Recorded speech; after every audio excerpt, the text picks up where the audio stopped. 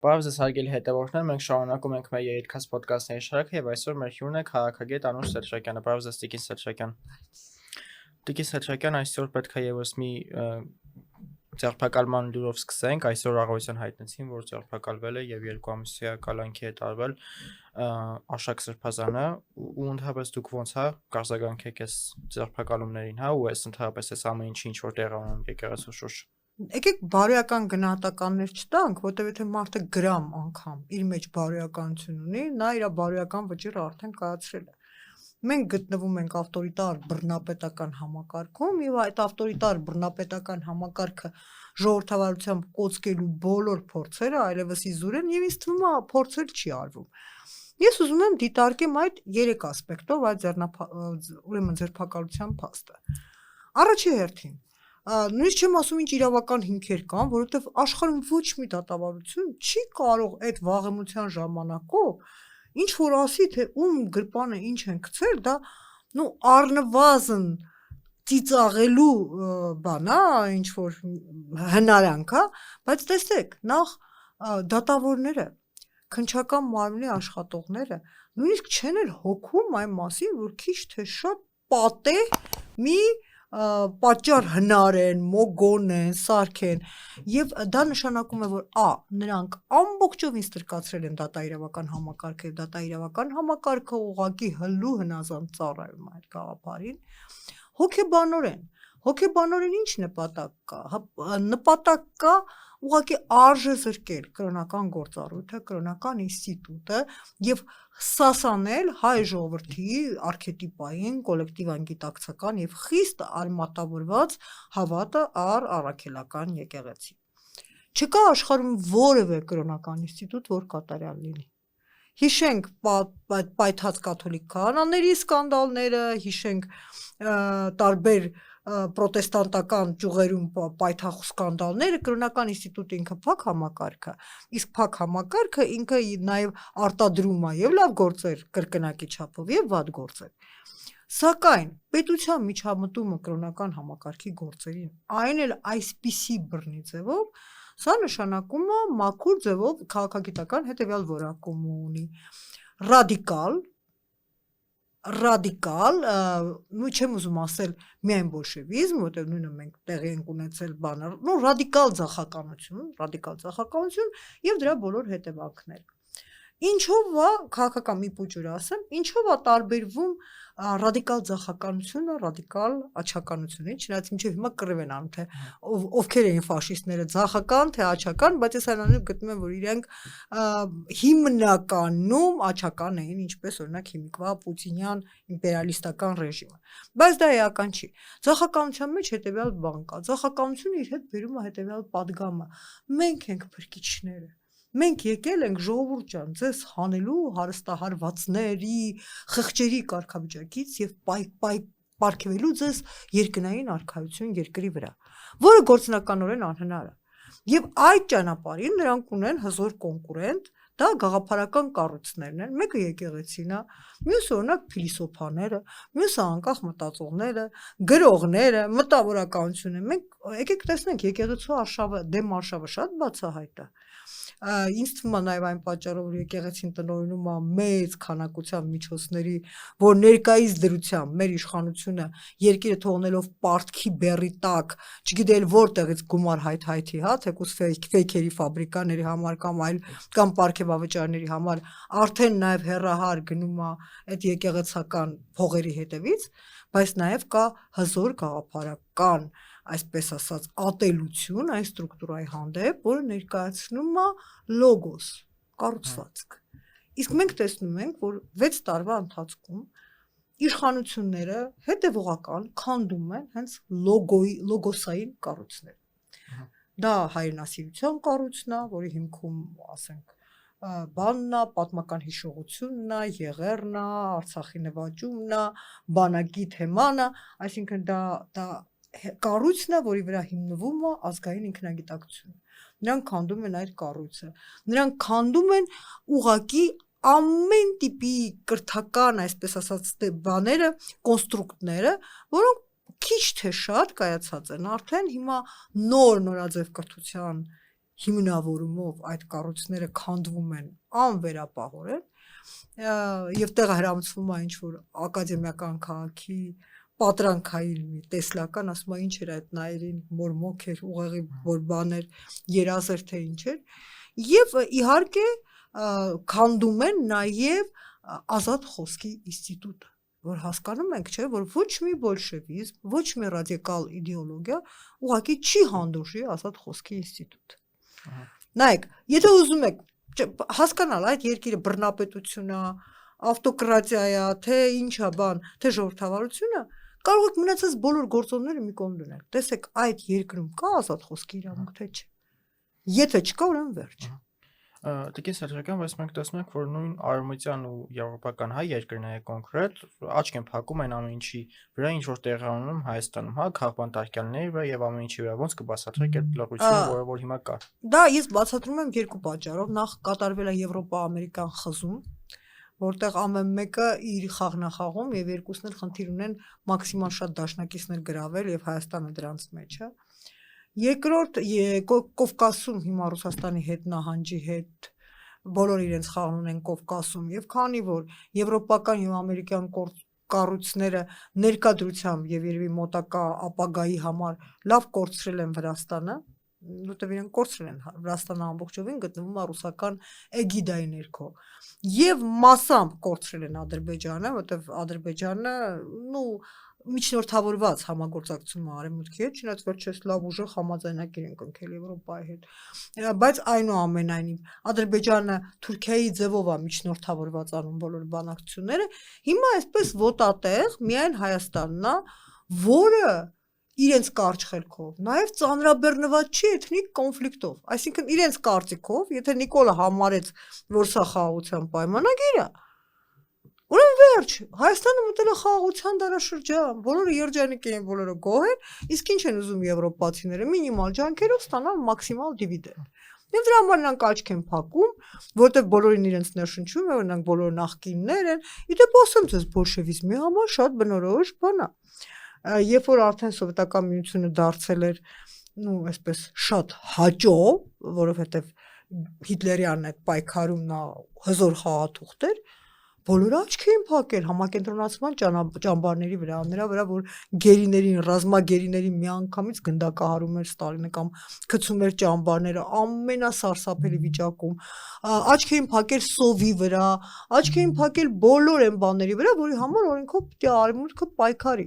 Դեռ ավելին, մի ամբողջ, ասում, a bunch of useful idiots, հա, մի ամբողջ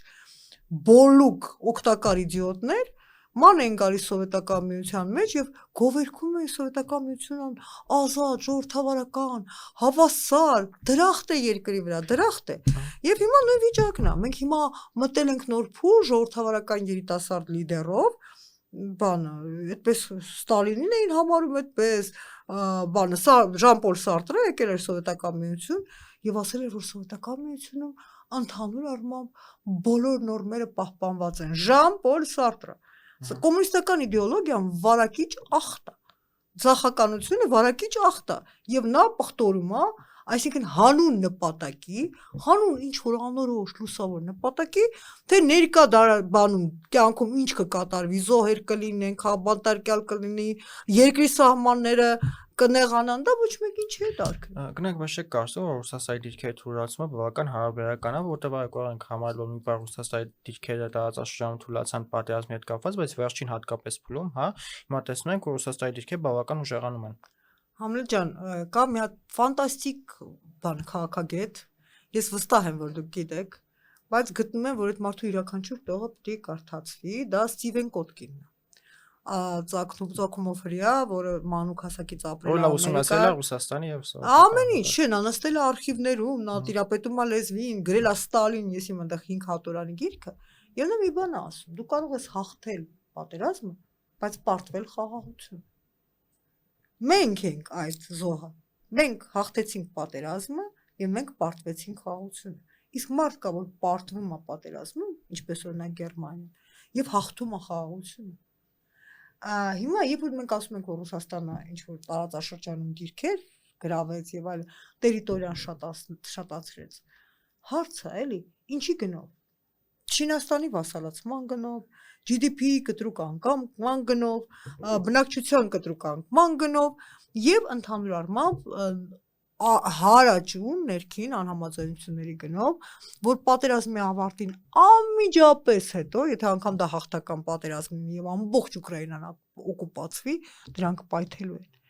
Դրանք միանշանակ պայթելու են։ Այսինքն Ռուսաստանը կարող է հաղթել պատերազմը, բայց իր ներկա իրավիճակով նա պարտվելու է խաղաղություն։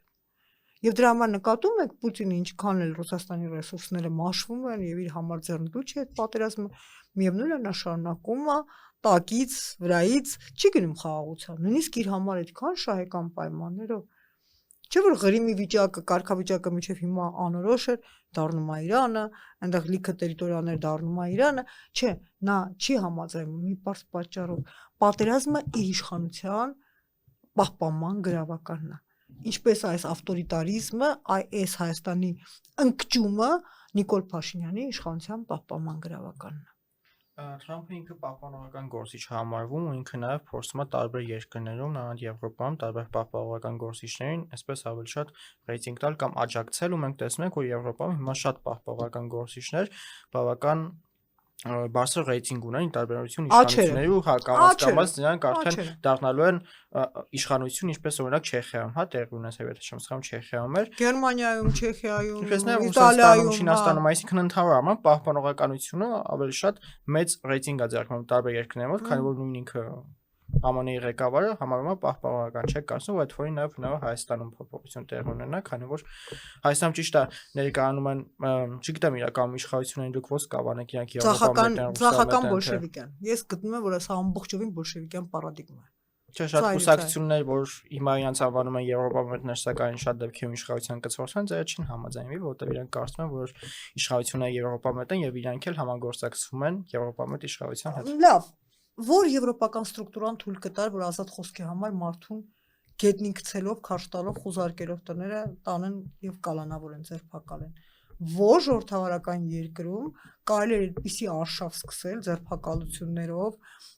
քաղաքականությամբ զբաղվելու մեղադրելով բանի հոգեվոր հայրերի դեմ։ Որ ժողովրդավարական երկրում կարելի է այդպես լռեցնել օպոնենտներին, բանը կիրառել այդ զազրախոսությունները, կիրառել այդ բաները եւ չդատվել դրա համար, որ ժողովրդավարական երկրում կարելի է թքել մարդու երեսին եւ անպատիժ լինելով պետական պաշտոնյա։ Չէ, երկու հոգի կարող է իր երեսի թքեն եւ չունենան այդ պետական պատասխանատվությունը, բայց որ ժողովրդավարական երկրում մարդու երեսին թքելուց հետո որևէ պետական պաշտոնյա կմնար իր տեղում։ Դա ինչ ժողովրդավարության մասին է խոսքը։ Այսինքն, երբ որ այդ մարդիկ ասում են, որ Հայաստանը ժողովրդավարական երկիր է, իրանք տեսնում են ընդհանուր այդ վարք ու բարքը, իրանք տեսնում են, թե ինչ ադմինիստրատիվ ռեսուրս է կիրառվում, իրանք նայում են իրենց սեփական ռետորաբանությունը։ Իրավունք ունի արդյոք եվրոպական արժեքներին դավանող։ Դուք մի հատ օրինակ ասեմ։ Այս վերջին անգամ բանը Հովհաննես Իշխանյանը բան էր արել, հիշում եք, տվել էր Վեհափար Հայրապետյանին, նրան տարել էին, ուրեմն ինչ են արել այդ եվրոպամետները, այդ եվրոպամետների թիմը։ Ուրեմն տվել են Հովհաննես Իշխանյանի նկարը, բանի LGBT դրոշով։ Այս մարդն էր պաշտպանում կաթողիկոսին։ Այսինքն եվրոպական պսևդո հանրույթը հարձակում է գործում բանը փոքրսեռական փոքրամասնության վրա, որ ժողովրդավարական երկրում դա հնարավոր է։ Դա անհնար է։ Դուք Եվրոպամետների թաղապետին եք ոնց որ թե մողանում։ Հաջան։ Եվրոպամետների թաղապետին եք ոնց որ թե մողանում։ Որ մի թաղապետին։ Երևանում գտնող թաղապետներից մեկին։ Ամեն դեպքում տիկին հա, այն դա այդ վերջին պատմությունը ընդհանրապես չեմ ուզում խոսել։ Ամեն դեպքում պետք է փաստենք, որ այդքանից հետո։ Չէ, կներեք, այդ եվրոպամետ կանայք բա։ Այդ եվրոպամետ կանայք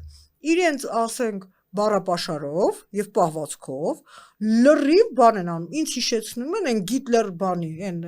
համակենտրոնացման ճամբարներում կան, չէ՞, այն կինոներում է, որ մահակներով եւ այլն կանայք են պատտվում։ Մոտավորապես այդ վիճակն է։ Չի մասին է խոսքը։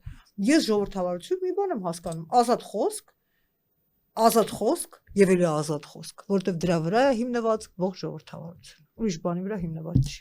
Բայց ամենից հետո արդյոք դիսոնանս չի առաջանում, որ Եվրոպայի որևէ մի երկրից ինչ-որ արձագանք չի լինում, դա այն դեպքում, որ նախկինում Նիկոլ Փաշինյանի մատը մի հատ փուշ էր մտնում,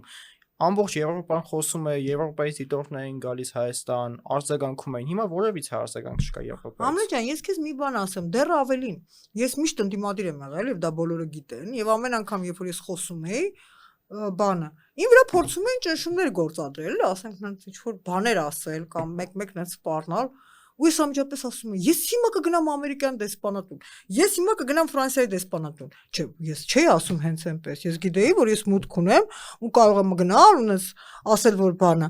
ես արևմտամետ ընդդիմադիր գործիչ ինձ նեղացնում են, բայց հիմա բոլոր ինֆորմացիոն հոսքերը փակված է, որովհետեւ բոլոր դեսպանատներին հրահանգված է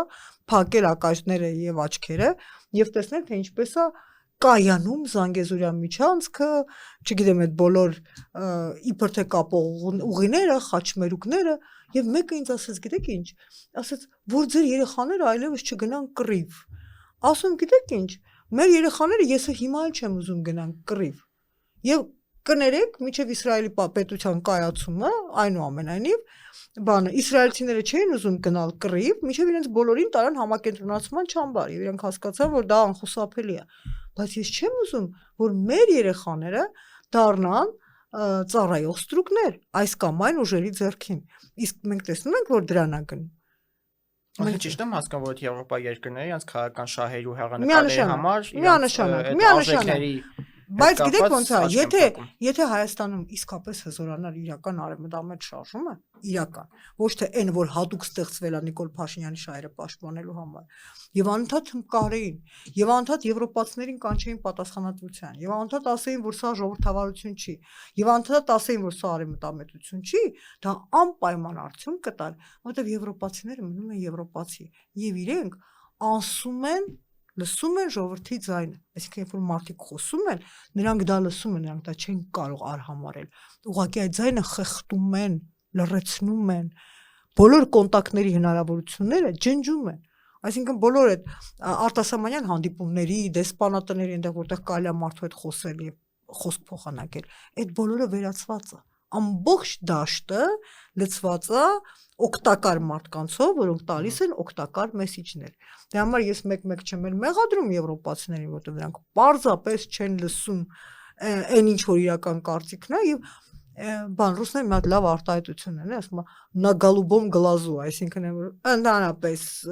չեն հասկանում ինչ են խոսում, ասում են որ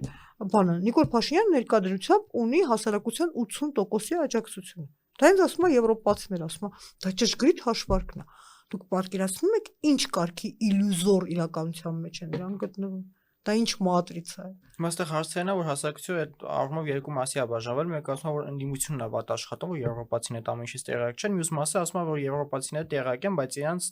դնում են այնպես դեր, որ տեղյակ չեն։ Իսկ եւ մեկը եւ մյուսը, չէ, այսպես չի։ Իրանք տեղյակ են, բայց քանի չկա վառ արտահայտված բողոք, ինչով պետք է արտահայտված լինի։ Այդ արտահայտված բողոքը պետք է անում են, չէ, պետք է լինի կոլեկտիվ նամակներով, պետք է լինի տարբեր, այսպես ասած,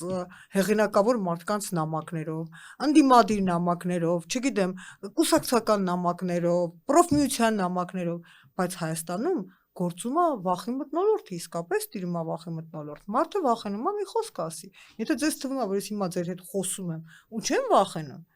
կարող է վաղը պարզվի, ես մեկի գրպանը սատկած մուկ եմ գցել։ Չէ, հնարավոր է։ Գնա ցուցմունք տա, ասի բանը։ Իմ բանը գրպանը մոտավորապես եմ ասում։ Ասենք դու կարող ես ապրել բացարձակ մաքուր, անկաշառ եւ բանկյանք, եւ հանկարծ պարզվի, որ ինչ-ինչ մեղքեր ես գործել եւ դու չգիտես։ Ես ունեք չեմ հավատում, հասկանում եք։ Ես չեմ հավատում, նախ սքեմը գրպան չունի, այդ մեկ։ Հետո դուք պատկերացնում եք, ասենք Արշակ Սրբազանը, ուրեմն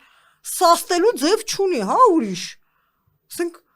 դա այդ ինչ խուլիգանական մանկական արարք է, չէ, ում բորբոքված ուղեղում դա պետք է առաջանա։ Լավ, ասենք գոնե ասեն ինձ խփել է, այդ ժամանակ խելքի մոտ կլներ, չէ՞, մարդը գնում է, ասում է ինձ խփել է, դաշանորեն ծեծի է ենթարկել, ընդունենք, գոնե դա լիներ։ Ու հետաքրքիր արագությամբ այդ նիստը տեղ ունեցան, մի անգամից տվեցին կալանքի։ Հա։ Եվ նույն դատավորն է, հա, որը կանգնում է իբր թե արևմտամետ առաջնորդի կողքին, նկարների արել դրած է, կարծեմ նույն կուսակցությունից։ Հանրապետություն կուսակցություն։ Բայց հիմա քաղաքասարությունները ասա ինչի մասին լռում, որը որ մեկ իշխանության կողմից է ֆինանսավորվում, մեկ արևմտյան երկրների էլի տեսնում ենք։ Քաղաքասարությունը, ասեմ ձեզ, քաղաքասարությունը նախ կորցրել է իր արևմտյան ֆինանսավորման հիմնարար մասը, որտեղ Տրամպը հասկացել է, որ դա իսկապես ապարդյուն երևույթ է, թե նաև եվրոպական երկրներ։ Դե եվրոպական իշխանություններն էլ հիմա իրանք այնքան ծախսեր ունեն, անկեղծ ասեմ, օրինակ կոնկրետ Ուկրաինային զինելու թեկուզ տեսլական է իրենց համար շատ բարդ է։ Չէ, քաղաքասարակությունը ուղղակի պարզապես ցույց տվեց, որ ինքը կապ չունի ոչ հասարակության հետ, ոչ էլ քաղաքացիության հետ։ Որտեղ քաղաքասարակության ամբողջ նպատակն է սպասարկել իրավունքի, ժողովրդավարության եւ արդարության եւ հավասարության կանոնները, ոչ թե սպասարկել յուրայինների եւ ոչ յուրայինների շահերը։ Իսկ քաղաքասարակությունը չնչին վերապահումներով զբաղված է յուրայինների սպասարկելով։ Լիդիա Մանթաշյանին կալանավորեցին։ Կինա, չէ, կալանավորում են ընդ որում քաղաքական գործունեության համար։ Ճտի պես բաներ ունեինք, ֆեմինիստներ ունեինք, ասես բուծվում էին, Տրամպի մոտ մրցանակներ էին ստանում, նամակներ էին դա գրում, բան, որ ինձ բռնաբարել են, չգիտեմ ինչ են, ես չեմ հասկանում այդ մարդիկ, որ իրականության մեջ են ապրում։ Բայց այնտեղ խոսում էին, որ ինչ որ իսկություն է այդ նամակների վիճարկվում է, դրա մեջ չեմ խորանում։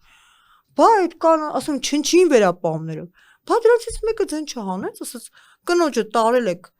կալանավորել եք, ինչի համար։ Կամ բանը նույն լրագրողների, հա, լրագրողներին ձերբակալում են։ Բա դուք քաղաքասարակություն եք, լավ, այդ գրողը տանի, լավ, դուք այդքան սիրում եք Նիկոլ Փաշինյանին, էլ ճար չկա։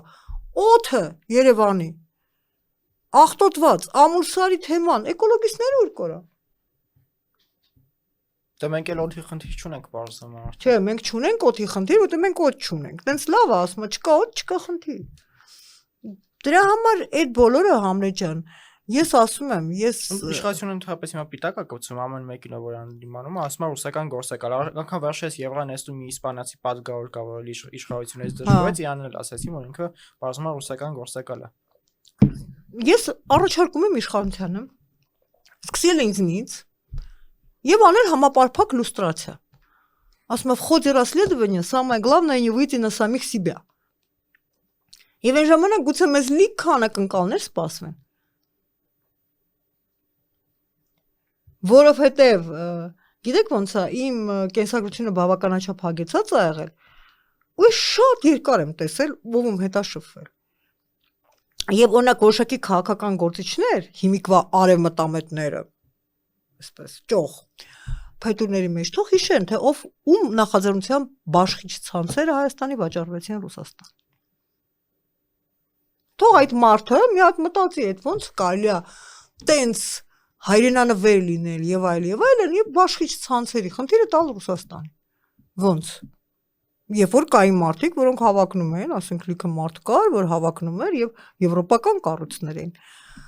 Այդ մարդիկ, այդ բոլոր արևմտամետ իշխանությունները կպատասխանեն ինձ, թե ինչու Եվրոպայի հետ էքսպորտը դարել է չնչին մակարդակի առևտուրը։ Ռուսաստանի առևտուրը հասել է մինչև աստղաբաշխական գումարներ։ Սանկցիաների տակ գտնվող Ռուսաստան։ Միասնած թեմայից թեմա փոխվելով մեր երկրում ինչի հնարավոր չի լինում իշխանություններին փոխել ընդհանրապես։ Ընդհանրապես մարդիկ sense մտածելու բան ունեն, որ եթե իշխանությունն է, իրանց չեն պատկերացնում, որ կարող փոխեն, կամ չգիտեմ, օրինակ հիմա պատկերացեք, եթե անգամ մի հատ sense ֆանտաստիկ բան ասեմ, եթե մի հատ մարդ լինի, որ անգամ Նիկոլ Փաշինյանից ավելի վատ կառավարի, անգամ եթե ինքը գա,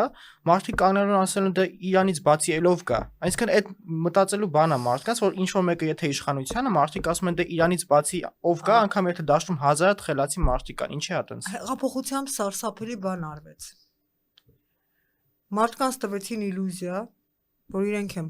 փոխում իշխանությունը։ Դա սարսափելի էյֆորիա էր։ Ես տեսնում եմ այդ էյֆորիան։ Ճիշտ ասած, ես կողքից նայողի դերում էի, որովհետև հեղափոխության կենտրոնում կանգնած բոլոր այդպես ակտորները իմ համար նախ եւ առաջ ոչ պրոֆեսիոնալներ են։ Այսինքն գիտեք ինչ, պրոֆեսիոնալ հեղափոխական չի նշանակում պրոֆեսիոնալ պետական գործիչ։ Շատ քիչ մարդկանց է տրվում այդ էվոլյուցիայի շանսը։ Պրոֆեսիոնալ հեղափոխականից դառնալ պրոֆեսիոնալ պետական գործիչ։ Իրենք որպես կանոն մնում են միշտ հեղափոխական։ Եվ դրանից հետո միշտ գալիս է, եթե երկիրը իսկապես հոգում է շահերի մասին, միշտ գալիս է այսպես գործիչի ժամանակը, ինչպես եղավ Ռոբեսպիերից հետո բանը, կարճաժամկետ բան, հետո եկավ Նապոլեոն։ պետական գործիչ։ Սպասենք մեր Նապոլեոնին։ Մենք որպեսի Նապոլեոնին սպասենք, նոր չի մեր վիճակը, ասում եմ իմ երազանքն է, ել եմ ասում, պատմական ոդկաստ անել, եւ մենք հասկանանք, որ մենք գտնվում ենք կոլաբորացիոնիստական Ֆրանսիայում եւ հիմա պետելն է։ Եվ հիմա պետելն է։ Եվ հիմա վերջում ինչպես ընդհանրապես կամփոփեք օրինակ 26-ի ընտրությունների հետ կապված, ըստ էս ինչ տեղի կունենա ու նախնական քաղաքական ուժերը ինչ կարող են ներկայությամբ ոչ մի փոփոխություն չի լինի, ներկայությամբ այսինքն ընդդիմությունա թույլ թե նոր ձևավորող ինչ որ չէ, նայեք, ներկայությամբ բանը գեոպոլիտիկ ֆակտորները աշխատում են Նիկոլ Փաշինյանի օգտին։ Բայց գիտեք ոնց է պատմության եւ գեոպոլիտիկ ֆակտորներ իրան բերեցին այս իշխանության, այլապես ինքը կյանքում չէր տեսնի իշխանություն։ Ինքը Արցախի ավարտի հարցով եկավ, էլի իշխանության։ Եվ գեոպոլիտիկ անիվը պատտվելու է։ Ես միշտ դրա զգացողություն ունեցել եմ։ Երբ որ մեկը ինձ ասի ես ինչ տրամաբանական հիմա կարող եմ հետևություններ անել եւ ես դրանք ունել, ոչ մի բան։ Որտեղ մեր երկրում երրորդ անգամ դեռ չեն ընտրվել, չէ՞, ինչ որ ղեկավարելու։ Չէ, բայց ինձ թվում է, գիտեք ոնց է, այս անիվը շատ ջուր է քաշելու։ Այստեղ ուրիշ բան է լինելու եւ ես կարծում եմ, որ դա ինչ որ կապված չի մարդկային խոշոր զոհերի եւ այլն մեջ։ Ով կսպասեր, որ Լևոն Տեր-Պետրոսյանն, ասենք, մի գիշերվա մեջ կհանձնի իշխանություն, հենց ընտրվելուց հետո։ Ոչ ոք չի սպասում, որ Նիկոլ Փաշինյանը կարող է հանձնի իշխանությունը, ես էլ չեմ սպասում, իշխանությունը նրա ընդհանրապես լինելիության գրավականն է։ Բայց մի բան չեք ասել, որ ինքը միշտ ակտիվ է, ինքը միշտ փորձում է հանի, որ ամեն օր ինչ որ բան է տեղադրում։ Գիտեք ինչ է, կա բանը, կա նեգատիվ էներգիա, որ նույնպես էներգիա է, եւ կա պոզիտիվ էներգիա, որ նույնպես էներգիա է։ Բայց որն է նեգատիվի եւ պոզիտիվի տարբերությունը։ Նեգատիվը ինքը անսպառ է։ Մարդը միշտ նեգատիվ էներգիաների բան է։ Գիտեք որ մարդը իր մտքերի 90%-ը մտածում է իր մասին, հա? Եվ այդ 90%-ի 80-ը նեգատիվ է։ Ահա։ Լուրջ եմ ասում, մարդը իր մասին մտածում է նեգատիվ։ Դրա համար դա անսպառ աղբյուր է, պոզիտիվ էներգիա։ Ցավում եմ շատ հազվադեպ բան է։ Եվ որպեսզի պոզիտիվ էներգիան համախմբվի եւ կյանքի կոչի, ուրիշ մեսիջ է պետք։ Ես այդ մեսիջը դեռ չգիտեմ, բայց ինձ թվում է ինքը կգա։ Ինքը կգա եւ այդ մեսիջը հետեւյալն է։ Ըստ իս բանը։ Եթե ոչ մի դիմադրություն չես կարող ունենալ, ասենք, որտեղ մենք ոչ արտաքին թշնամուն, ոչ ներքին թշնամուն հիմա հակազդելու կոնկրետ ուժ չունեն։ Դի պահվի ներքին դիմադրությունը։ Իսկ ինչպիսի ուժեր էս պետք է գան Հայաստանում։ Ինչ գաղափարներով։ Բանը առաջի հերթին պետք է գա ուժ, որը գիտի, թե ոնց կառավարել։ Եկեք հասկանանք, որ մասնագիտորեն մենք գտնվում ենք պրոֆանացիոն ցիկլում։ Այսինքն ոչ քաղաքական գործիչներ դասական, այլ մասնագետներից բաղկացած ուժ։ Ապրեք, մի հատ քաղաքական գործիչը բավարար է, որ ունենա այդ ընդհանրական ծրագիրը։ Մնացածները պետք է բան պաշտպանության նախարարը պետք է պաշտպանությունից հասկանա, առողջապահության նախարարը առողջապահությունից պետք է հասկանա եւ այլն։ Մենք այդ շքեղությունից զրկված ենք։ Մենք այդ շքեղությունից զրկված ենք։ Պետք է գա այնուամենայնիվ պրոֆեսիոնալ մարդիկ, որոնք կարող է չիմանալ, թե ինչ գաղափարին են ծառայում, ինչպես երևակայական Իսրայելի համար աշխատող կիբուցային խմբերը, ոչ մեկը չգիտեր, թե որ պահին եւ որտեղ է միավորվելու։ Պահ եկավ հրահանգը, իրանք միավորվեցին։ Այդպես եմ տեսնում, ուրիշ ձև չեմ տեսնում։ Շնորհակալություն Տիկին Սաչակյան։ Շնորհակալություն հարգելի հետևորդներ, կհանդիպանք։